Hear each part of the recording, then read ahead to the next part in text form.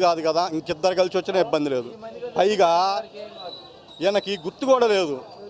గుర్తు లేకుండా ఈ మధ్య ఏం చెప్తుండంటే, బాబు గారు అయ్యయ్యా పవన్ కళ్యాణ్ నువ్వు కూడా నా గుర్తు మీదనే పోటీ చేయి, ఎటు నా అభ్యర్థులే కదా, నీ అభ్యర్థులు నీకే ఉంటారు కదా, నీకు ఇచ్చిన సీట్లు నీకు ఉంటాయి కదా, నువ్వు కూడా నా గుర్తు మీదనే పోటీ చేయయ్యా అని గుర్తు మీద పోటీ చేసిన తర్వాత, సైకిల్ గుర్తు మీద గెలిచిన తర్వాత వాడిని గోవా పెట్టి జరగవచ్చని ప్లాన్ అనమాట అయింది. అట్లా చేస్తున్నాడు అనమాట అయింది.